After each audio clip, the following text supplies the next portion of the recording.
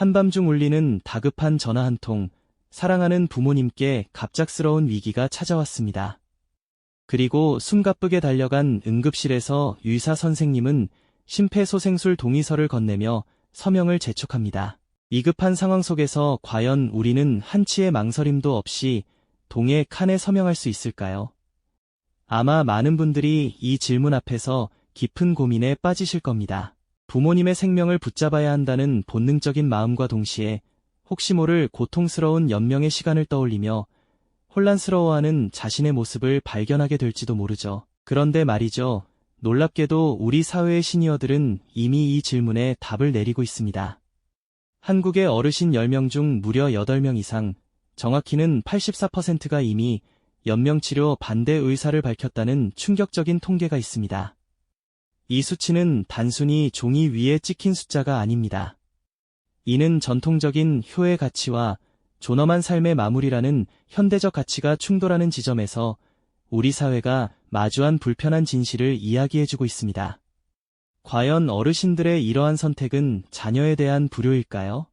아니면 자식들에게 짐이 되기 싫다는 오히려 더 깊고 새로운 형태의 효심이 담긴 마지막 배려일까요? 우리는 오늘 이 질문을 함께 탐구해보려 합니다. 누구에게나 언젠가는 찾아올 부모님이나 혹은 우리 자신의 죽음이라는 피할 수 없는 현실 앞에 마주선 채 우리는 과연 어떤 선택을 해야 할까요?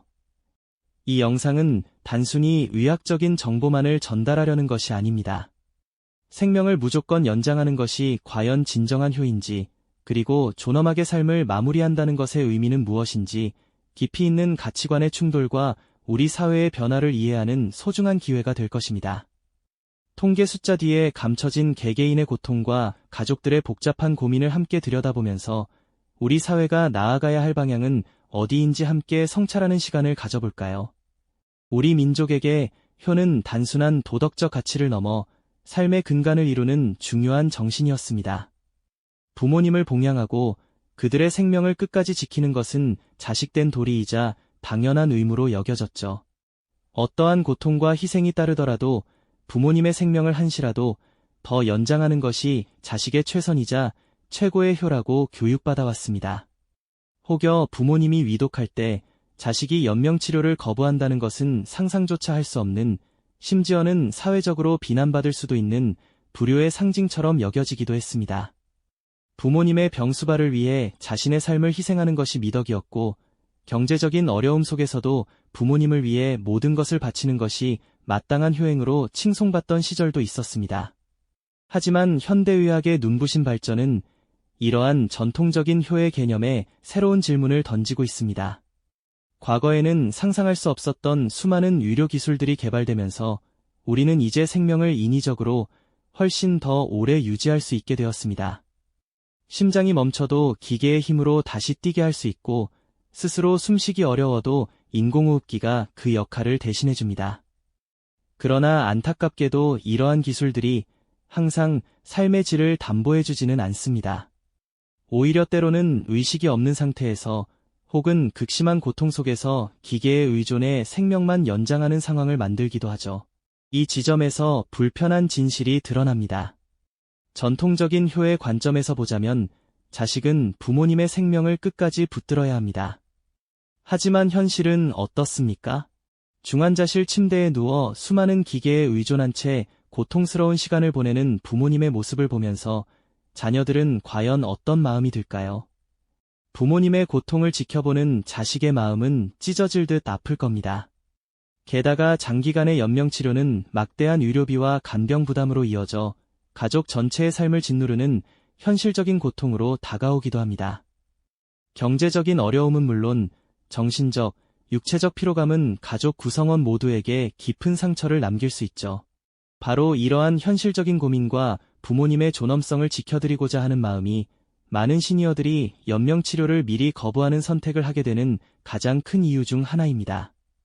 그들은 자녀들에게 마지막까지 짐이 되고 싶지 않다는 깊은 사랑을 표현하는 동시에 스스로의 마지막 순간을 존엄하게 마무리하고 싶다는 강력한 의지를 보여주고 있는 것이죠.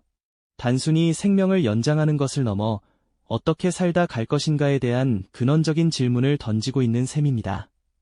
이것은 어쩌면 우리의 시대에 맞는 새로운 효의 의미를 찾아가는 과정이 아닐까요? 이처럼 시니어들의 연명치료 거부 의사는 단순한 의료적 결정이 아니라 전통적인 효와 현대 사회의 현실, 그리고 개인의 존엄성이 복합적으로 얽혀있는 우리 사회의 깊은 고민을 반영하고 있는 것입니다. 네, 알겠습니다. 대본 기획안을 정확히 구현하는 전문 내레이션 작가로서 기획안의 구조와 메시지를 절대 변경하지 않고 구어적 존댓말과 친근하지만 가볍지 않은 이야기꾼 톤으로 5분부터 10분까지의 대본을 작성하겠습니다. 1회차 대본이 마지막 문장에 자연스럽게 이어지도록 하겠습니다.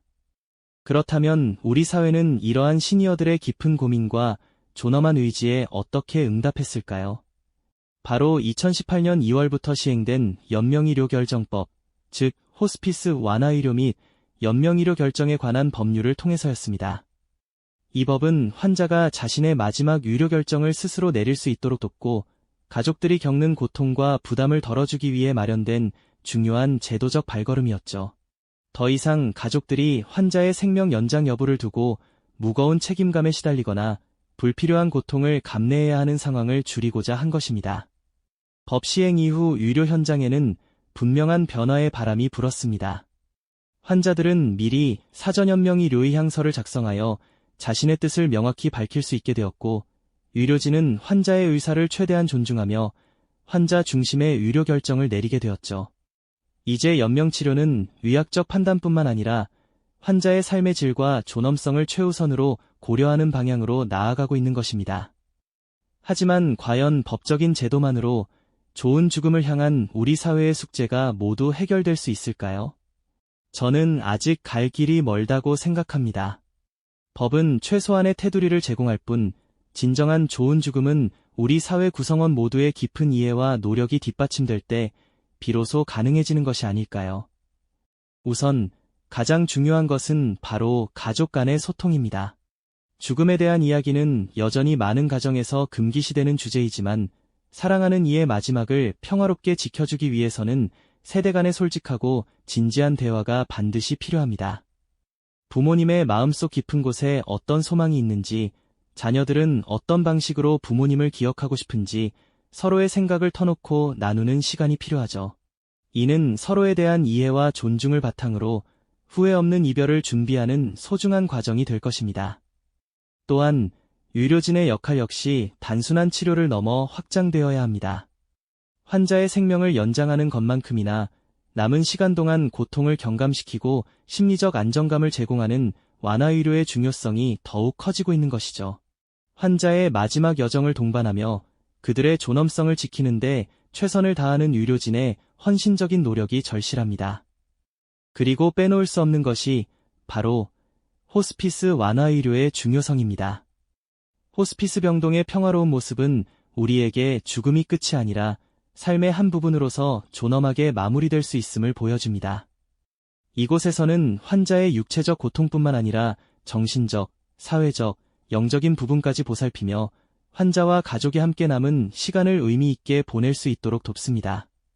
사랑하는 이의 손을 잡고 마지막 순간까지 미소를 나눌 수 있는 환경, 그것이야말로 우리가 추구해야 할 좋은 죽음의 한 모습이 아닐까요? 결국 효의 의미도 시대에 따라 변화하고 있음을 우리는 인정해야 합니다. 무조건적으로 생명을 연장하는 것이 능사가 아니라 사랑하는 부모님의 뜻을 헤아려 그들이 고통 없이 평화롭게 삶을 마무리할 수 있도록 돕는 것이야말로 진정한 효의 실천일 것입니다. 다시 한번 질문을 던져봅니다. 사랑하는 부모님의 심폐소생술 거부 의사가 과연 불효일까요? 이제는 아니라는 것을 우리 모두가 깨닫게 됩니다. 그것은 생명을 무작정 늘리는 것을 넘어 삶의 마지막 순간까지 자신의 존엄을 지키고 싶다는 간절한 바람이자 자녀들에게 마지막까지 짐이 되고 싶지 않다는 깊은 사랑과 배려의 표현인 것이죠. 한 시니어의 마음속 목소리가 들리는 듯합니다. 사랑하는 자식들에게 병든 모습으로 고통을 주는 대신 내 삶의 아름다운 마지막 모습으로 기억되고 싶다. 이처럼 시니어들의 선택은 오히려 가족을 향한 깊은 사랑과 배려에서 비롯된 것임을 우리가 이해하는 순간 효와 불효라는 이분법적인 사고를 넘어 우리 자신과 가족의 좋은 죽음에 대해 진지하게 고민하게 되는 성찰의 시간을 갖게 될 것입니다. 고령화 사회를 살아가는 우리 모두는 언젠가 이 질문 앞에 서게 될 것입니다.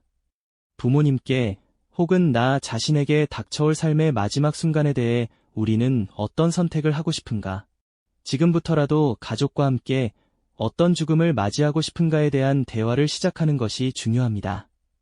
연명치료 결정은 단순히 죽음의 문제가 아니라 어떻게 살 것인가에 대한 질문의 연장선상에 있기 때문이죠. 진정한 효란 무엇일까요? 어쩌면 사랑하는 이의 마지막 선택을 존중하고 그가 평화롭게 떠날 수 있도록 돕는 용기가 아닐까요?